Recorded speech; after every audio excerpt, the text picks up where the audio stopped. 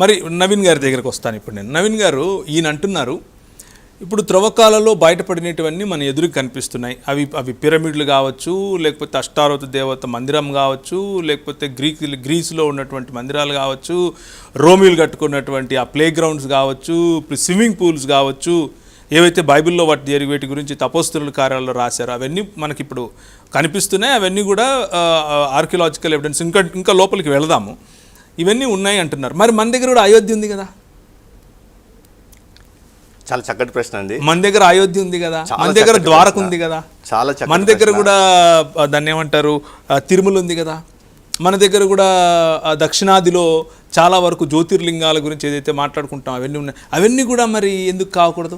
అయోధ్య, ద్వారక, తిరుపతి, జ్యోతిర్లింగాలు 4 గురించి మాట్లాడదాం. రైట్. ఇప్పుడు సమానమైనటువంటి మనం కంపారిజన్ చేయాలి అన్న ఉద్దేశంతో ఈ పర్లేదు మీరు అడిగిన ప్రశ్న చాలా సందర్భోచితము. దానికి మనం జవాబు చెప్పాలి. ఎందుకంటే ఒక ఎవిడెన్స్ లేదని చెప్తున్నప్పుడు ఇవన్నీ కూడా ఎవిడెన్స్ కనిపిస్తున్నాయి కదా. జనరల్ క్వశ్చన్ అండి, అయోధ్య ఎప్పుడు నామకరణం చేయబడింది? అయోధ్యగా రామాయణంలో కదా. కాదు, అయోధ్య యొక్క పూర్వ పేరు సాకేతు. సాకేతుని అయోధ్యగా నామకరణం చేసింది 185 BC. పుష్యమిత్ర శృంగుడు ఎప్పుడైతే బృహద్రథుని చంపేసి అక్కడికి వెళ్ళి తన సొంత క్యాపిటల్ సిటీని స్థాపించుకోవడం. అయోధ్య అంటే యుద్ధం ఏమి చేయకుండా స్థాపించుకున్న క్యాపిటల్ సిటీ అది. కాబట్టి దానికి అయోధ్య అని నామకరణం చేశారు. సో ఇప్పుడు రామాయణంలో మీరు అయోధ్య అని రాస్తే రామాయణం ఎప్పుడు రాసినట్టు? ఈ పుష్యమిత్రుని తర్వాతే ఉండాలి. రామాయణంలో బుద్ధ మందిరాల గురించి ప్రస్తావన ఉంది, జైన మందిరాల గురించి ప్రస్తావన ఉంది, బుద్ధుడి గురించి ప్రస్తావన ఉంది. సో అదొక పాయింట్. కానీ బుద్ధుడు 3 BC కదా, 5 BC కదా. అవును, 500 BC కాలం వాడు. అవును, 500 అంతే కదా. రామాయణం జరిగింది ఎప్పుడు? త్రేతాయుగంలో. 500 BCకి రామాయణం జరిగింది 8,67,102 BCకి ఒక 30-40 సంవత్సరాలు జోడించారు. అంటే ఈ పరిపూర్ణమైన మూర్ఖుడు ఒక మాట అన్నాడు. పరిపూర్ణమైన మూర్ఖులు కొంతమంది కలిసి చేసిన ఈ ప్రోగ్రాంలో ఏమన్నారు అంటే, మునులు కొన్ని వేల సంవత్సరాల క్రితమే ఇవన్నీ, అంటే విమానం ఉదాహరణకు రామాయణంలో రాసినటువంటి విమానం కొన్ని వేల సంవత్సరాల క్రితం అంటున్నారు. మీరేమో లక్షల సంవత్సరాల క్రిందికి వెళ్తున్నారు. 8 లక్షలని మీరు అంటున్నారు.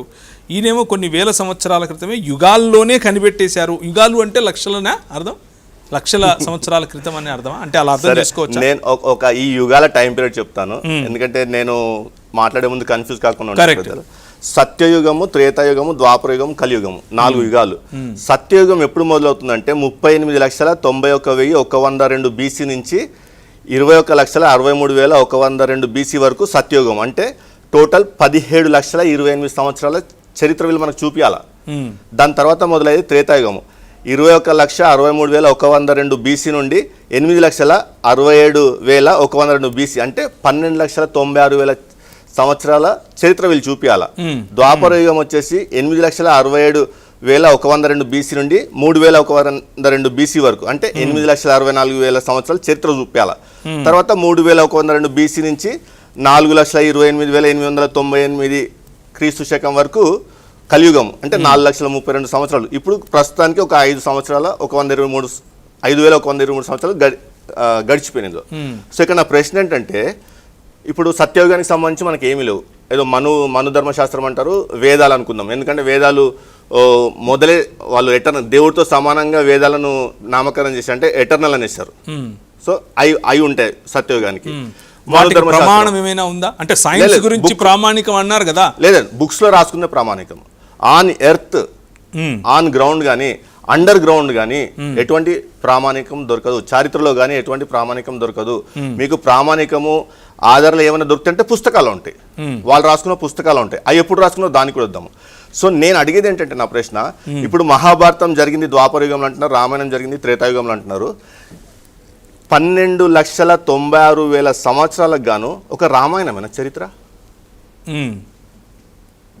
అది కూడా ఆ యుగం అంతంలో ఈ రాముడు పరిపాలించిన 30 సంవత్సరాలు, ఆ దశరథుడు, అదేనా చరిత్ర? అది భారతదేశ చరిత్ర కాదు కదా. రాముడు భారతదేశానికి రాజు కాదు కదా, ఆయన చిన్న రాజ్యం, కోసల రాజ్యానికి ఒక రాజు.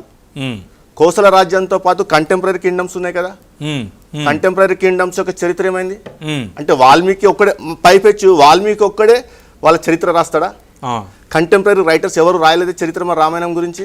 ఉమ్, ఉమ్, 12,90,000 సంవత్సరాలు గాను చివరి 30 సంవత్సరాలు రామాయణం అని పెట్టేసి అది భారతదేశ ఇతిహాసం అని పెట్టేసి మన నెత్తిని రుద్దేసి ఇది చరిత్ర, ఇది భారతదేశం చరిత్ర అంటే ఎట్లా నమ్ముతామండి? ఆయన ఒక కోసల రాజ్యపు రాజు, అది మళ్ళా సో రామరావణాసుర మీరేమంటున్నారు? యుద్ధం. ఆ పుస్తకంలో రాసిన అయోధ్య వేరు, ఇప్పుడున్న అయోధ్య వేరు. అయోధ్య వేరు.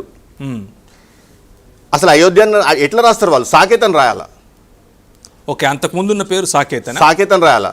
ఎట్ ది సేమ్ టైం కిందికి వస్తే రామరావణ యుద్ధం అంటారు కదా, అది నేను ఎట్లా చూస్తా అంటే ఇద్దరు వ్యక్తుల యుద్ధం అది. భార్యను ఇతను తీసుకొచ్చాడు, భార్య కోసం ఇతను వెళ్ళి అతనితో యుద్ధం చేశాడు, రాజుతో భార్యను విడిపించుకుని వెళ్ళాడు. అది దేశం యొక్క చరిత్ర ఎట్లా అవుతుంది? ఇద్దరు వ్యక్తుల కలహము దేశంలో లోక కళ్యాణం కోసం జరిగిన యుద్ధం ఎట్లా అవుతుంది? At the same time Sri Lanka ఉంది. శ్రీలంకన్ పేరు ఎప్పుడు పెట్టారు? పాత పేరేంటిది? సింహల దేశం కదా, అది సిలోన్ కదా, సింహల సిలోను శ్రీలంక. అవును. అంటే ఇట్లా దాని ఒరిజినల్ నేమ్ ఇట్లా ఎవాల్వ్ అవుతూ ప్రస్తుతం శ్రీలంక. అవును. మొన్న క్రీస్తు శకము 1వ శతాబ్దం 2వ శతాబ్దం తర్వాత కదా అది శ్రీలంక అయింది. మరి రామాయణంలో శ్రీలంకను ముందేట రాసి పెట్టారు. మీరు రామాయణం అన్నారు, నెక్స్ట్ ద్వాపర ఉంది అంటున్నారు. ద్వాపరాన్ని మన సైంటిస్టులు పరిశోధించారు, మన ఆర్కియలాజికల్ సర్వే ఆఫ్ ఇండియా వారు పరిశోధించిన రిపోర్ట్ ఎందుకు బయట పెట్టట్లేదు? వాళ్ళు కార్బన్ డేటింగ్ చేశారు, అన్ని చేశారు, ఎందుకు బయట పెట్టట్లేదు? అక్కడ దొరికిన ఆర్టిఫాక్ట్స్లో ఎందుకు సంస్కృతానికి సంబంధించిన భాష కానీ లేకపోతే ఆ ద్వాపర సమయంలో కాయిన్స్ ఉంటాయి కదా, ప్రతి రాజ్యంలో వాళ్ళ నాణాలు ఉంటాయి కదా, ఆ రాజ్యం యొక్క రాజు పేరు మీద నాణాలు లేకపోతే వ్యాపారానికి అవసరమగు సర్క్యులేషన్లో నాణాలు ఉంటాయి కదా, అవి ఎందుకు దొరకలేదు? ఇవన్నీ ఒక ఎత్తు అయితే ఆ డేటింగ్ అనేది 1000 సంవత్సరాల కంటే ముందు ఎందుకు పోవట్లేదు? ఎందుకు రిపోర్ట్ బయట పెట్టట్లేదు? ఇప్పుడు బీజేపీ గవర్నమెంటే కదా, రిపోర్ట్స్ బయట పెట్టవచ్చు కదా, ఎందుకు పెట్టట్లేదు? సో మీ రామాయణం తేలిపోయింది, మీ మహాభారతం తేలిపోయింది. నెక్స్ట్ మీరు అడుగుతున్నారు తిరుమల తిరుపతి. తిరుమల తిరుపతికి ఆ పేరు ఎప్పుడు వచ్చింది? ఆ తిరుపతి ఆ మందిరము అంతకుముందు అక్కడ పూజారులు ఎవరు? ఆ తెగలేమని వాళ్ళ స్థానంలో నయనార్లు వచ్చి ఆక్రమించుకొని వాళ్ళని నిలగొట్టేసి వీళ్ళు అతని పేరు తిరుమలేశ్వరుడు, అతని పేరు అంతకుముందు వేరే పేరు వెంగడం, తిరుమల వెంగడం. ఆ పులిరాజా ఏదో పులిహోర ఇష్టపడతాడు, పులిరాజా అట్లా స్టోరీ ఉంటుంది. సో గాడ్స్ అని ఎర్త్ అని దేవిరెడ్డి గారు ఒక బుక్ రాశారు, అందులో స్పష్టంగా రాస్తారు వాళ్ళ నయనార్లు వాళ్ళ గ్రంథాల్లోనే తిరుపతి గురించి ఎక్కడ చెప్పబడలేదు. ప్లస్ ఈ తిరుమల తిరుపతిలో ఉన్న దేవుడి గురించి కానీ అవతారం గురించి కానీ ఏ గ్రంథాలు లేదుగా, సడన్గా ఎట్లా వచ్చేసింది? ఇంకొకటి అడిగారు, మన 4వది ఒకటి అడిగారు మీరు ప్రశ్న, ఈ జ్యోతిర్లింగాలు. రామాయణ కాలంలో రాముడు వెళ్ళి ఈ జ్యోతిర్లింగాల్లో ఉన్న ఒక లింగానికి పూజ చేస్తాడు, అది మనం చదువుకున్నాం. అంటే రామాయణ కాలంలోనే ఆ గుడి ఉండాలి. రామాయణ కాలంలో సో ఆ గుడి గురించి సింధు నాగరికత నుంచి ఇప్పటి వరకు ఉన్నాం కదా, ఇప్పటి వరకు అంటే ఆదిశంకరాచార్యుడు రాక మునుపు, ఆదిశంకరాచార్యుడు 8th century AD అతను. అంతకు మునుపు ఆ గుడిలో ఎక్కడ ఎందుకు పూజలు జరగలేదు? ఆ గుడి గురించి ఎవరి గ్రంథాలు ప్రస్తావింపబడలేదు ఎందుకు? ప్లస్ ఆ గుడిని కట్టిన రాజు పేరు ఆ గుడి గుమ్మమ్మ మీద ఉంటుంది. ఆయన ఏడి అతను, బీసీ అతను కాదు. అంటే ఏడిలో కట్టిన మందిరాన్ని మీరు శకంలో కట్టిన మందిరాలకు మీరు జ్యోతిర్లింగాలని పేర్లు. ఇప్పుడు శైవలింగాలు శివుని యొక్క గుళ్ళు ఏవైతే ఉన్నాయో అందులో జ్యోతిర్లింగాల్లో కనీసం 4-5 అవి బౌద్ధారామాలు. ఇప్పుడు భగీరథ ఉంది కదా శివుడిది, అక్కడ తవ్వకాలు చెప్తే కింద దొరికినవి బుద్ధుని యొక్క అవశేషాలు, ఆ బౌద్ధం యొక్క ఆర్కియలాజికల్ ఎవిడెన్సెస్. అయోధ్యలో తవ్వకాలు చెప్తే కూడా అవే దొరికినాయి కదా. రామునికి సంబంధించినవి కానీ వీళ్ళకి సంబంధించినవి లేవు కదా ఆర్కియలాజికల్ ఎవిడెన్సెస్. సో అట్లా మీరు రామాయణం తీసుకున్నా, మహాభారతం తీసుకున్నా, మన దగ్గర తిరుపతి తీసుకున్నా, అది జ్యోతిర్లింగాలు తీసుకున్నా కానీ ఎక్కడ కూడా మీకు వీళ్ళకి చరిత్ర ఉండదు. వీళ్ళన్నీ బౌద్ధారామాలను ఆక్రమించుకొని గుడులుగా మార్చి వాళ్ళ హిందూ మతాన్ని ఆదిశంకరాచార్యుడు. ఇంకొక క్వశ్చన్ అండి, జనరల్ క్వశ్చన్, నేను అడిగిన తర్వాత అందరూ ఆలోచించవచ్చు. ఆదిశంకరాచార్యుడు వచ్చి అద్వైతాన్ని చెప్పి శైవ సంప్రదాయాన్ని స్థాపించక మునుపు ఉమ్, శైవ సంప్రదాయం ఎక్కడిది? ఉమ్, శివునికి పూజలు ఎక్కడి? తర్వాత వచ్చిన ఇంకొక వ్యక్తి వచ్చి ఈయన అద్వైతాన్ని స్థాపిస్తే ఆయన ద్వైతాన్ని స్థాపించి వైష్ణవ సంప్రదాయాన్ని స్థాపించి విష్ణునికి పూజలు జరిపించే వరకు మరి విష్ణునికి అంతకుముందు పూజలు ఎవరు చేశారు? ఉమ్, ఉమ్, ఇంకొకరు వచ్చి శాక్త సంప్రదాయాన్ని స్థాపించి శక్తి పూజలు స్టార్ట్ చేసే వరకు మరి అంతకుముందు ఏమైపోయినాయి శక్తి పూజలు? ఇంకొకరు వచ్చి శ్రమణ సంప్రదాయాన్ని ఇది స్మార్త సంప్రదాయాన్ని స్థాపించి ఉమ్, వాళ్ళ గణేశుడు వీళ్ళందరినీ ఇంట్రడ్యూస్ చేసి పూజలు స్టార్ట్ చేసే వరకు మరి అంతకుముందు ఏమైంది ఈ పూజలు ఇవన్నీ? ఉమ్, ఇంకొక కోణంలో ఆలోచిద్దాము. ఇప్పుడు హర్యాంక డైనాసిటీ ఉంది, శిశునాగ డైనాసిటీ ఉంది, నంద డైనాసిటీ ఉంది, మౌర్య డైనాసిటీ ఉంది.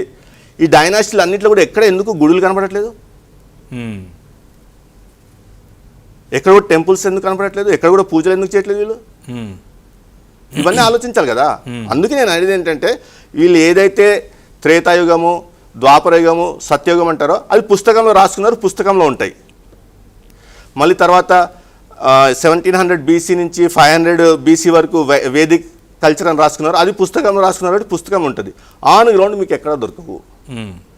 మీకు ఆన్ గ్రౌండ్ అంటే దీన్ని బట్టి కాల్పనికం అని చెప్తున్నారా మీరు? కాల్పనికమే. ఉమ్, మీరు ఒక్క చెప్పండి, ఆదిశంకరాచార్యుడు నాగార్జునుడు బోధించిన శూన్యవాదాన్ని అటు ఇటు మార్పులు చేర్పులు చేసి అద్వైత సిద్ధాంతాన్ని స్థాపించక మునుపు ఉమ్, భారతదేశంలో హిందూ మతం ఎందుకు లేదు? ఉమ్, వాళ్ళ యొక్క సిద్ధాంతం ఎందుకు లేదు? ఉమ్, బౌద్ధ మతంలో ఎప్పుడు కూడా వైదిక సిద్ధాంతమో లేకపోతే వాళ్ళ ఐడియాలజీనో మార్పులు చేర్పులు చేసి మేము సరి చేసినట్టు ఎక్కడ లేదే.